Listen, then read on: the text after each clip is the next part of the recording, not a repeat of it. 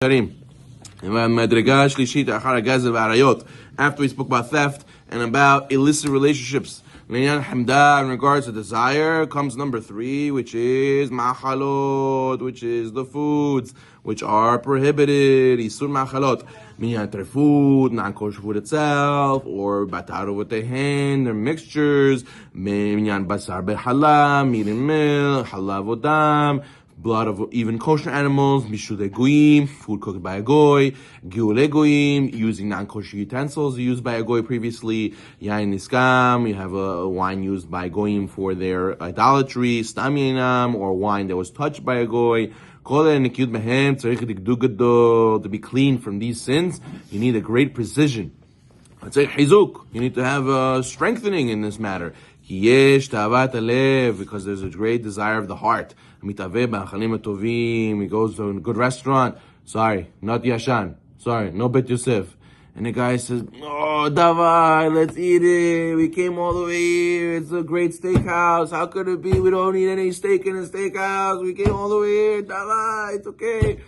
Hashem mehaladona. He's gonna go and give him a halal myself, right? That's what they say. So a person has to make sure not to fall into that kind of mentality and be strong in regards to these matters. Makel behem, one who's lenient in these prohibitions where the sages is said to be stringent. He's corrupting his soul. As the sages tell us in Sefer Vayikra and the Torah Kohanim, Lo titamu behem nitmetem bam. Do not contaminate yourself with the non-kosher animals, lest you become contaminated through them. What does that mean? Don't contaminate yourself, and then you're going to be contaminated with them. You said the same thing twice. Says the Midrash, if you defile yourselves by consuming them, you ultimately become personally defiled by them. Meaning, this is a forbidden food. It introduces impurity into the heart and soul of a person. It affects you. You get a klipa on yourself. Then what? Afterwards, the guy tells you a hidush or halacha. You say, "Hey, come on, all these rabbis, halachot, there's nonsense that. Come on." What happens? Where does that come from? Well, if you tell a Jew a Dvar Torah, why didn't he say, "Okay, I hear. Okay, I understand"? Why is he giving you automatically push back? It's because it comes from tumah from somewhere. Where does it come from? It comes from, could be coming from forbidden food. He says, where the holiness of a Kadosh Baruch Hu, God forbid, distance and departs himself from him. As the sages tell us in Pesach Yoma, don't read it, they will be contaminated. Rather read it, you will be obstructed. Which means that your heart, avera metamtemet libo shel adam, the sin of eating forbidden foods obstructs the person's hearts. So therefore what? If you want to grow as a community, you want to grow as a person, you want to grow as a family, you have to meticulous that all those people eat kosher food. Because what happens, even if they learn a lot of Torah, even if they have a lot of lectures, even if you have a lot of people telling each other what to do is the right thing, if they don't have kosher food, so it's like this. There are hearts and soul that are obstructed. There's a klipa, there's a certain impurity that doesn't allow certain things to go in. So therefore, a person has to make sure that his food is 100% kosher. They say a lot of times that the people in Choser B'Tshuva from all these Sof Shavuos in Israel, they go on these weekends with these Hidabrut and all these organizations. A lot of people Choser B'Tshuva from there. Why?